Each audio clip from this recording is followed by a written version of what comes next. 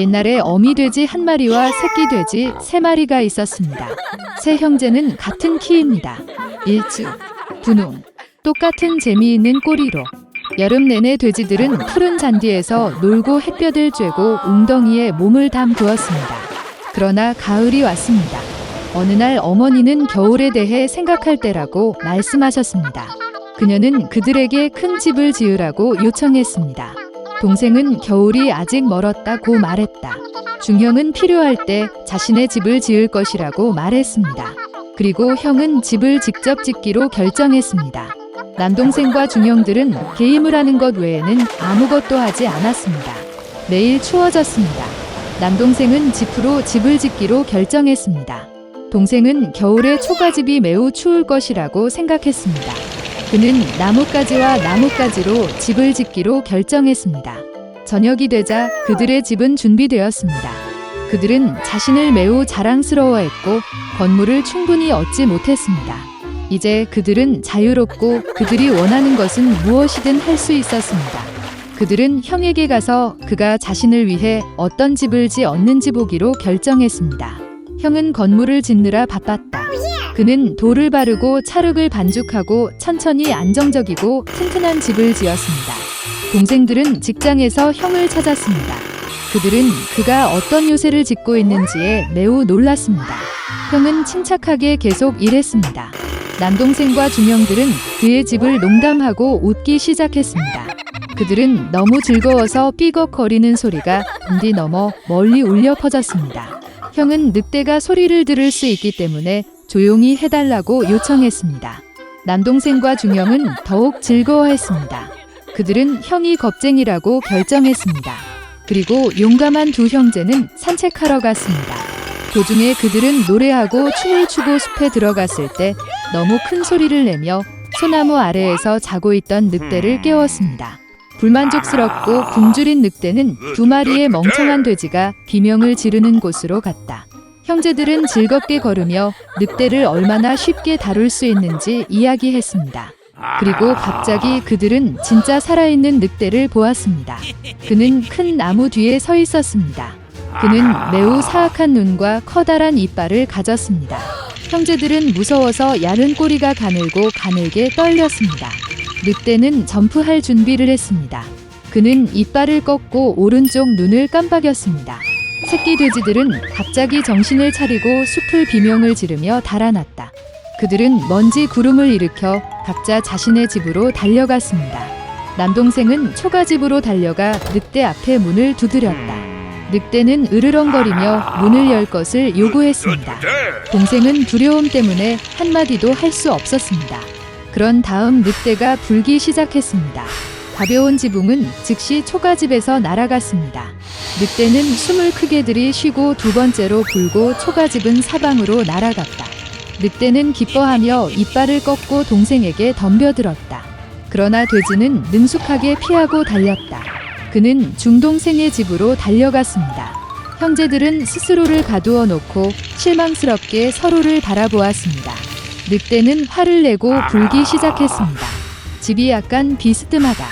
늑대는 두 번째, 세 번째, 네 번째로 불었습니다. 하지만 그 집은 여전히 서 있었습니다. 늑대는 숨을 크게 들이쉬고 다섯 번째로 불었다. 집이 흔들리고 무너졌습니다. 폐허 한가운데서 한동안 문 하나만 서 있었다. 공포에 질려 새끼 돼지들은 형의 집으로 달려갔습니다. 늑대가 그들을 뒤쫓았다. 그는 이번에는 돼지가 그에게서 도망치지 않을 것이라고 확신했습니다. 새끼 돼지는 큰 사과 나무를 치지도 않고 빠르게 지나갔다. 그리고 늑대는 사과로 그를 덮은 사과 나무를 돌릴 시간이 없었습니다. 딱딱한 사과 하나가 그의 눈 사이를 쳤다. 늑대의 이마에 큰 충돌이 일어났습니다. 이때 남동생과 중남동생은 형의 집에 뛰어들어 문을 조였다. 늑대는 문으로 달려가 으르렁거리며 문을 열 것을 요구했습니다. 동생들은 무서워서 아무 말도 할 수 없었습니다. 그리고 형은 그와 그의 형들이 단단한 석조집에서 두려워할 것이 없다는 것을 알고 있었습니다. 그러자 늑대는 더 많은 공기를 빨아들여 최대한 빨리 날렸습니다. 그러나 아무리 불려도 돌 하나도 움직이지 않았습니다. 그리고 나서 그는 고개를 들어 지붕에 크고 넓은 굴뚝을 발견했습니다. 그는 조심스럽게 지붕 위로 올라가 파이프를 내리기 시작했습니다. 돼지들은 졸졸 소리를 들었다. 형은 즉시 무슨 일인지 짐작했습니다. 그는 재빨리 물이 끓는 가마솥으로 달려가 뚜껑을 찢었습니다. 늑대는 파이프를 따라 내려가 가마솥으로 곧장 떨어졌습니다. 그의 눈은 이마까지 넓어졌다. 불에 타버린 늑대는 거친 포효와 함께 날아가 숲으로 달려갔다. 그리고 3마리의 작은 돼지는 그를 돌보았고 사악한 강도에게 교훈을 아주 교묘하게 가르친 것에 기뻐했습니다. 그때부터 형제와 어머니는 한 지붕 아래에서 함께 살기 시작했습니다. 공주는 호화로운 성에서 살았습니다. 그녀는 겨우 14살이었지만 몹시 버릇없고 변덕스러웠습니다. 그녀가 오는 4월을 위한 무언가를 생각해냈고 새해 연회에 봄꽃이 있었습니다. 그녀는 봄의 시작을 알리는 법률을 내렸고 헌병을 궁전으로 가져오는 사람에게 아낌없는 보상을 약속했습니다. 도시 외곽의 작은 집에서 딸과 의붓딸과 함께 계모가 살았습니다. 의붓딸은 매우 달콤하고 친절한 소녀였고 그녀의 이름은 마샤였습니다.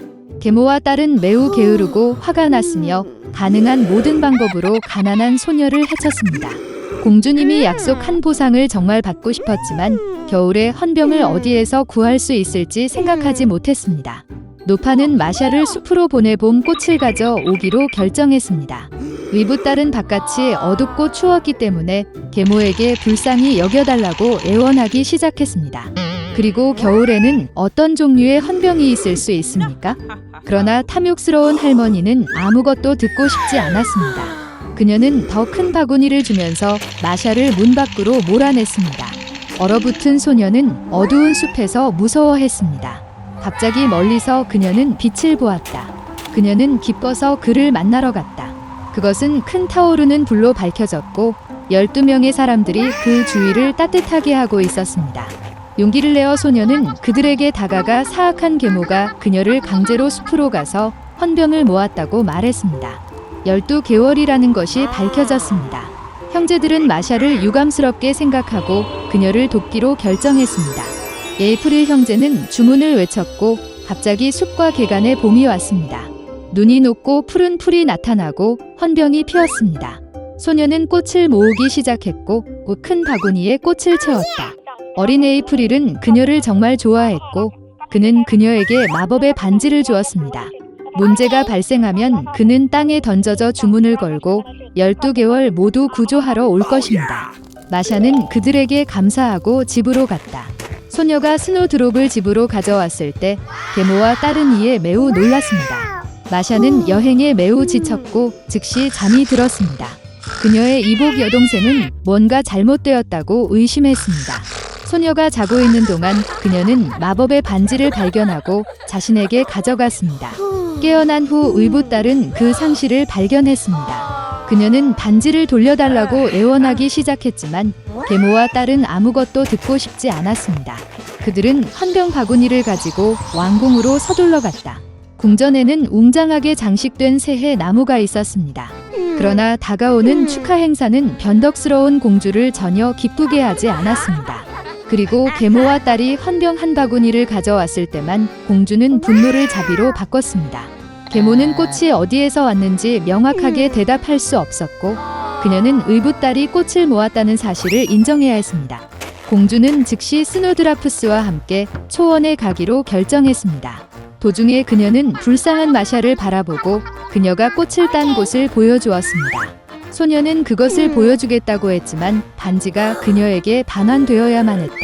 그런 무례함에서 공주는 화가 나서 반지를 버렸습니다. 그러나 의붓딸은 주문을 걸었습니다. 즉시 강한 바람이 불고 천둥이 울리고 단풍이 떨어지고 눈이 내리기 시작했습니다. 노인 1월이 그들 앞에 나타났습니다. 그는 모두에게 하나의 소원을 빌도록 초대했습니다. 두려워서 공주는 가능한 한 빨리 궁전에 있기를 원했습니다. 매셔는 겨울, 여름의 모든 것이 제자리로 돌아올 것을 소원했습니다. 계모와 그녀의 딸은 너무 얼어서 어떤 털로든 심지어 개의 털로 만든 털 코트를 원했습니다. 욕심 많은 여자들은 곧바로 개로 변했다. 그들은 공주가 궁전에 도착하는 썰매에 연결되었습니다. 마샤는 형제들에게 도움을 주셔서 감사했습니다. 그들은 계모와 딸을 인간으로 되돌리겠다고 약속했지만 순종할 때만 가능했습니다. 몇 달 동안 소녀에게 유쾌한 말이 사용하는 멋진 큰 썰매를 주었습니다. 그들을 보자 공주는 궁전까지 태워달라고 부탁했다. 공주가 제발 이이라는 말을 한 것은 그녀의 인생에서 처음이었습니다. 그리고 마샤는 기꺼이 동의했습니다.